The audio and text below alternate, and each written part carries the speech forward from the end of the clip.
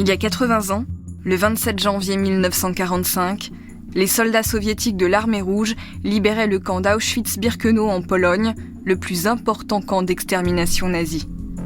Ils n'ont trouvé que 7000 survivants, maigres et malades, déjà aux portes de la mort.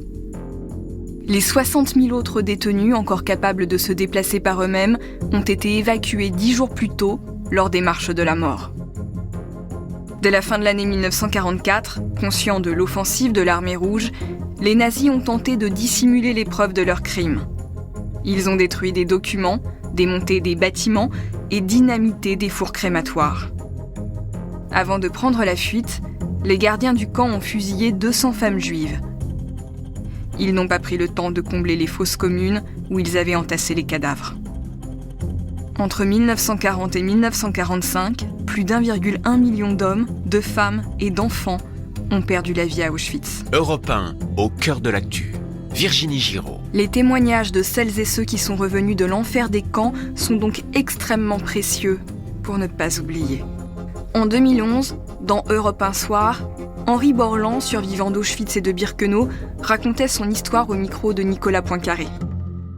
Votre histoire est absolument exceptionnelle. Si vous permettez, j'essaie de la résumer un petit peu. Le 15 juillet 1942, des soldats allemands viennent vous arrêter. Vous, votre frère de 17 ans, votre sœur de 21 ans, vous avez 15 ans à ce moment-là et vous êtes déportés au camp d'Auschwitz puis de Birkenau. Vous avez 15 ans à l'époque.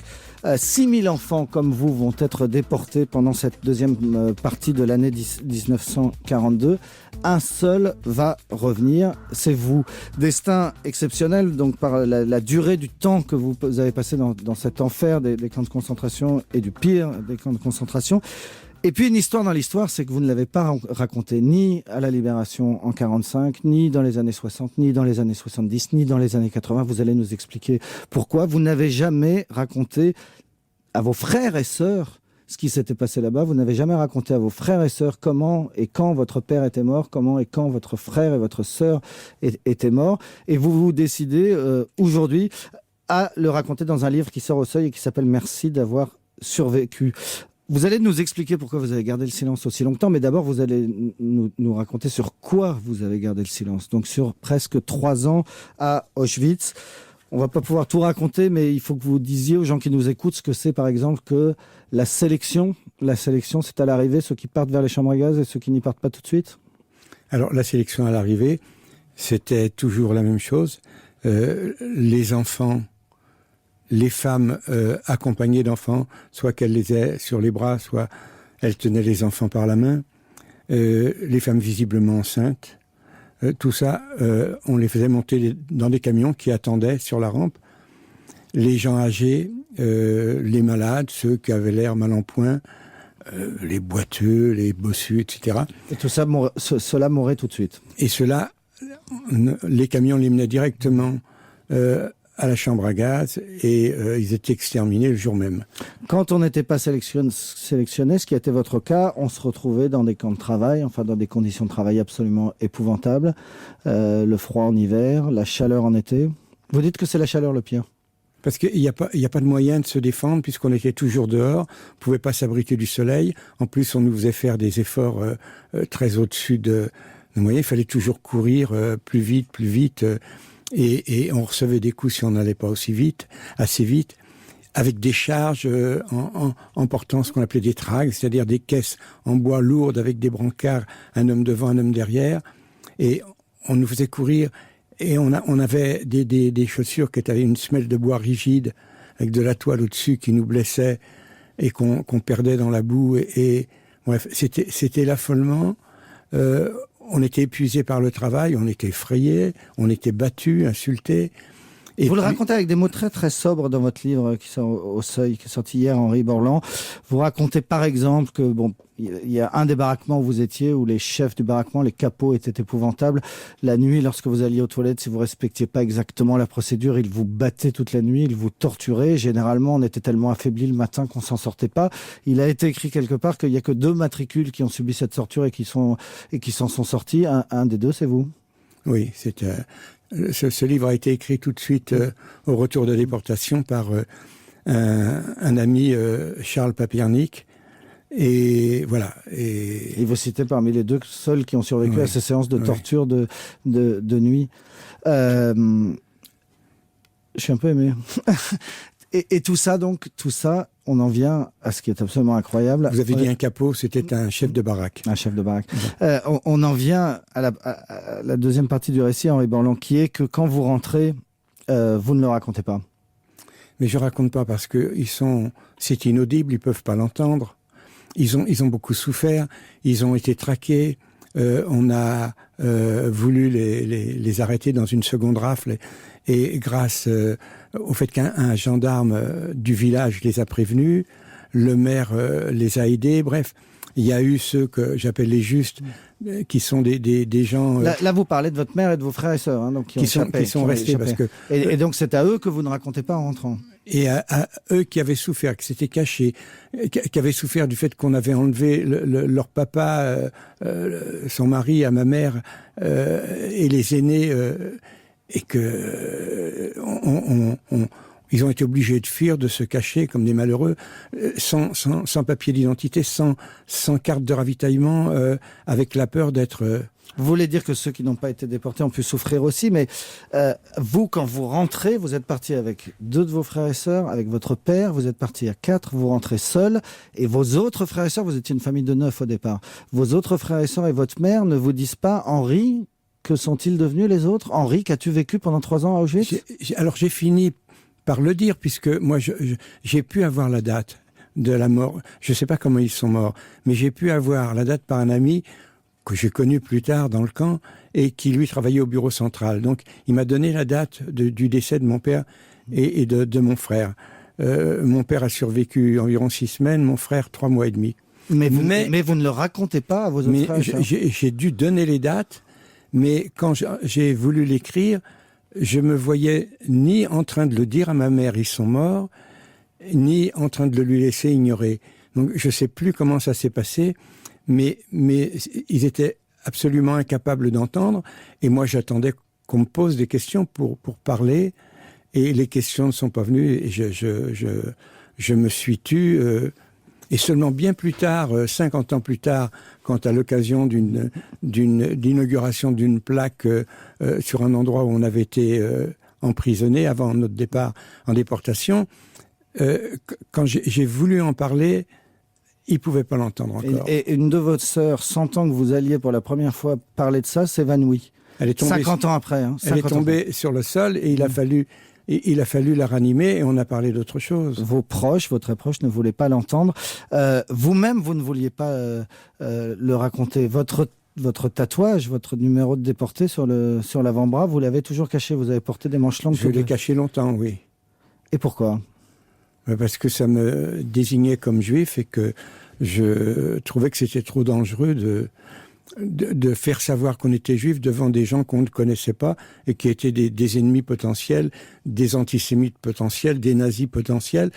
On avait vécu la guerre, on avait payé cher pour savoir que c'était grave d'être juif, et les antisémites n'avaient pas disparu par un coup de baguette magique après la guerre. Et ça, on peut l'entendre, Henri Borland, quand vous rentrez, vous avez 18 ans, vous êtes naturellement traumatisé, mais ensuite il y a les années 60, il y a les années 70, 80, 90, et vous gardez le silence encore toutes ces années-là? Mais je gardais pas le silence. J'en parlais avec mes camarades de déportation. Seuls les déportés peuvent comprendre. Seuls les déportés pouvaient en parler entre eux. Mais bien sûr, parce que je le dis, vous savez, même quand on raconte, qu'est-ce que les gens peuvent imaginer? Si je vous dis j'ai eu froid, j'ai eu faim. Faim pour quelqu'un qui a faim quand il saute un repas, ou que, bref, on sait ce que c'est.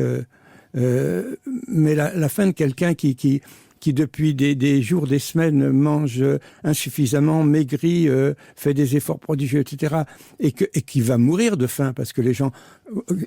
Regardez dans les films qui ont été faits, les actualités, les cadavres qu'on voit, mais il n'y a plus que la peau sur les os. Ils sont morts de faim, donc c'est une autre faim. Le mot faim, pour un déporté, veut dire autre chose que ce qu'il veut dire pour quelqu'un qui n'a que ce qu'on expérience lui a appris. Et donc, si vous ne parliez pas, c'est parce que vous pensiez aussi qu'on ne pouvait pas comprendre. que si on ne l'avait pas vécu, on ne pouvait pas l'entendre, on ne pouvait pas l'imaginer. Non, je ne parlais pas parce qu'on ne me demandait pas de parler et parce qu'on n'arrête pas les gens qui vous demandent rien. Et il y en a, on entendait des récits, par exemple, j'ai raconté ça dans un texte que j'ai écrit il y a quelque temps. Il y avait une femme qui disait à chaque fois qu'elle voulait en parler en famille ou dans un repas autour d'une table entre amis, il y avait toujours quelqu'un pour lui dire Sarah, passe-moi le sel. Sous-entendu, parlons d'autre chose. Henri Borland, vous rentrez en 1945, vous avez 18 ans, vous n'êtes passé 3 ans à Auschwitz, vous entamez des études secondaires, puis des études de médecine, vous devenez médecin, vous exercez comme généraliste à Paris pendant des années, vous ne racontez donc toujours pas, ni à vos proches, ni à vos frères, ni à vos sœurs.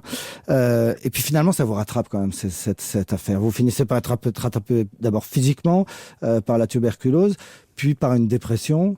Vous faites une psychanalyse, vous mettez du temps à vous en remettre. C'est après cette psychanalyse que vous comprenez que il va falloir que ça sorte, qu'il va falloir raconter. J'ai toujours pensé qu'il faudrait que ça sorte. Moi, j'ai cru que j'écrirais un jour. Mais bon, ce jour, c'est aujourd'hui. Hein. Il sort aujourd'hui le livre. Ouais. Mais je ne suis pas écrivain. Et quand alors j'ai beaucoup parlé. À partir du moment où j'ai commencé à parler, j'ai pu arrêter. J'ai commencé à parler pour un petit groupe. Présidé par Annette Viviurca, l'historienne. C'est-à-dire qu'en gros, pardonnez-moi, en gros, à partir de 92, là, vous vous dites, bon, il va falloir que je témoigne. Vous témoignez en public, vous témoignez devant des instituts de mémoire de la Shoah, devant des étudiants, des lycéens parfois, mais vous ne racontez toujours pas, ni à vos frères, ni à vos sœurs, ni à vos 2 filles aînées. Vos 2 filles aînées n'ont toujours pas entendu de votre bouche ce qui vous est arrivé? Non. Pas directement, non. Et toujours pas aujourd'hui? Non, mais aujourd'hui, elles ont le livre et elles vont le lire, et mes frères et sœurs aussi. Je sais qu'ils l'ont reçu ce matin. Vos filles, vos frères et vos sœurs ont reçu le livre ce matin, ils ne l'ont pas encore lu, en tout cas, ils ne vous ont pas encore dit ce qu'ils ont pensé. Pas encore. Il s'est passé 68 ans. Ma fille aînée, Danielle, a lu le manuscrit. Quand il a été terminé, avant... et que au Seuil ils ont accepté de le publier, je lui ai envoyé le manuscrit. Donc elle l'a lu. Et mais vous savez, au bout d'un certain temps, il savait des choses, pas directement de ma bouche, mais quand même. Il y a eu des commémorations. Je sais que mon frère, jusqu'au 60e, la commémoration du 60e anniversaire de la Shoah, il n'avait jamais pu regarder ni écouter. Dès qu'on parlait de ça, il pouvait pas, il supportait pas. Non, mais c'est-à-dire qu'évidemment, vos proches ont fini par savoir ce qui vous est arrivé dans les grandes lignes, mais dans le détail. Mais pas de ma bouche. Pas de votre bouche et pas dans le détail comme vous le racontez dans ce livre. Merci d'avoir survécu. C'est-à-dire que vous n'avez jamais pu leur dire par oral et qu'il a fallu attendre 68 ans après la rafle, puisque ça va faire 68 ans cet été, pour que vous trouviez la force de le mettre par écrit. Et peut-être ce soir, ils sont en train de nous écouter. Et donc, c'est quand même incroyable de penser que vos filles, vos 2 filles aînées, il faut que ça passe par la radio, il faut que ça passe par un livre pour que vous puissiez leur décrire l'enfer de ce que vous avez vécu. Je ne sais pas quoi vous répondre, mais c'est ce que j'ai constaté. Une fois, ma fille Danielle était à table avec moi, avec son mari, et lui m'a posé des questions, et j'ai répondu. Et au bout de quelques instants, elle a commencé à pleurer, à faire une vraie crise de nerfs. Il a fallu que je me taise et qu'on parle d'autre chose. C'est insupportable pour ceux qui ont souffert dans leur chair, dans leur famille. Cette histoire, c'était l'histoire de son papa. C'était pas supportable. Alors, ce qu'ils vont apprendre, vos filles et vos frères et sœurs, ce qu'ils sont en train d'apprendre en lisant ce livre qu'ils ont reçu ce matin, c'est que si vous en êtes sortis, donc seul rescapé parmi les 6000 enfants juifs de moins de 16 ans déportés à Auschwitz durant l'année 42, donc c'est-à-dire très très tôt, 5999 morts et un rescapé, c'est vous, c'est que vous étiez costaud. Hein. Vous étiez costaud, non pas physiquement, mais vous étiez costaud dans votre tête. J'étais sûrement doué pour survivre, mais je sais pas l'expliquer parce que c'était pas logique, parce que j'étais pas adapté à ça. J'étais très jeune, j'étais un peureux, j'étais pas bagarreur du tout. je n'aurais pas parié sur ma survie et j'ai eu toutes les maladies du camp. Dès le début, j'ai attrapé le typhus. J'ai eu la dysenterie, comme presque nous tous. Et d'avoir les maladies tôt, c'était une chance, parce qu'on en survivait plus facilement que si on les avait plus tard, lorsqu'on était plus affaibli. Vous l'expliquez dans le livre. Je dis que c'est peut-être une raison. Ouais. Vous étiez aussi croyant, vous aviez une foi. Vos parents étaient juifs, immigrés de Russie, mais vous aviez été élevé dans une école catholique. En réalité, vous étiez chrétien. Persécuté parce que juif, mais chrétien, et le soir vous faisiez les prières chrétiennes, c'est-à-dire les prières de vos bourreaux. C'était un juif qui priait. Et c'est un juif qui aujourd'hui, priait. Un juif qui priait le Dieu des chrétiens. J'ai envie de vous dire que le Dieu, s'il existe, qu'on l'appelle comme on veut, c'est toujours le même. Bref, je priais comme j'avais appris, comme je croyais à l'époque. Et oui, j'ai cru jusqu'à ce que je commence à étudier, à lire en classe de philo, etc. Bon, c'était oui, j'ai cru ce qu'on m'enseignait à l'école. Il était temps que vous parliez, Henri Borland, 68 ans après. Ça aurait quand même été dommage que vous ne racontiez pas tout ça. Moi, en tout cas, je vais le raconter à mes enfants et peut-être qu'ils le raconteront à leurs enfants, parce que c'est une page d'histoire que vous avez vécue et que dans quelques années, il n'y aura plus de témoins directs c'est pas seulement une page d'histoire, c'est la page peut-être la plus dramatique de l'histoire de l'humanité. Vous en êtes un survivant et vous vous décidez enfin à le raconter à vos lecteurs et à vos proches. Donc, merci d'avoir survécu. Henri Borland, un livre qui est sorti aux éditions du Seuil. Merci beaucoup, vraiment. Merci à vous. Sur les 1,1 million de personnes assassinées à Auschwitz, 1 million d'entre elles étaient juives. Depuis la Shoah, l'antisémitisme a continué à tuer. En France, en 2012, Mohamed Merah assassine 4 personnes devant une école juive dans le quartier de la Roseraie à Toulouse. 3 ans plus tard, en janvier 2015, 2 jours après les attentats de Charlie Hebdo, Amédi Koulibaly prend en otage l'hypercachère de Vincennes. Il tue 4 personnes, toutes juives. C'est dans l'écho de cet attentat que sont célébrés les 70 ans de la libération d'Auschwitz.